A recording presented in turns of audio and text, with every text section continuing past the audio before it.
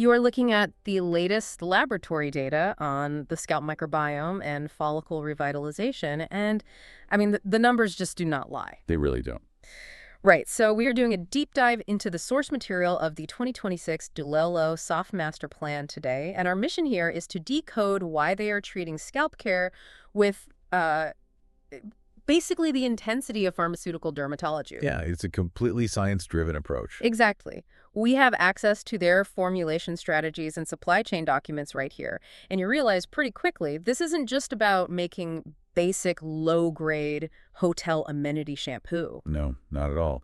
When you read through these manufacturing standards, they are rooted purely in microbiological stability. Which is a huge shift for the industry. Right, because the market is finally realizing that just, basic surface cleansing doesn't cut it anymore if you want actual clinical efficacy. Okay, let's unpack this, because I was looking at these rigorous requirements, and it really reminded me of soil chemistry and agriculture. Oh, that is a great way to look at it. Yeah, like you can have the best seeds, or in this case, hair follicles, but if the foundation is totally unbalanced, follicle revitalization is technically impossible. Right, you absolutely have to fix the scalp's microbiome first. Exactly. But here's the thing I don't quite get.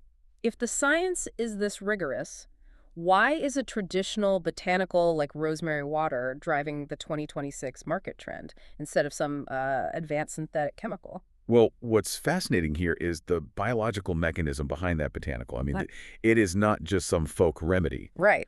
Rosemary water actually contains carnosic acid, which heals tissue and improves cellular turnover right at the scalp level. Oh, wow. So it's acting almost like a drug. Exactly. It effectively mimics the effects of synthetic vasodilators, like minoxidil, by increasing blood flow to the follicle. But it does all of that without the harsh side effects. Or the chemical profile, I imagine. Right. So boutique beauty brands are using it to hit a dual target. Consumers get the transparent, clean beauty ingredients they demand, alongside quantifiable, lab-tested performance. That makes total sense. But identifying a trend is useless without the supply chain to actually execute it. Oh, absolutely. Having a great formula on paper doesn't put bottles on shelves. Right. So how do they manage the logistics? Because moving from formulation science to manufacturing is where a lot of indie brands stumble. Well, they rely heavily on nearshoring. Specifically, they use the Istanbul manufacturing hub. Soft's operational setup there gives smaller boutique brands a massive advantage. How so? They offer a really low minimum order quantity, just 500 units, and they back that up with a firm 3 to 4 week production to delivery cycle. Wait, moving that fast with a 500-unit batch, doesn't that compromise the technical testing required to sell it? You would think so, but no. The testing is mandatory, and it's done in-house. Oh, okay. Yeah. Every single batch goes through rigorous stability and quality checks, which results in a batch analysis report. And I assume you need that for compliance. Exactly. You need that report for full compliance via the CPNP. That's the Cosmetic Products Notification Portal for the EU and UK. Right.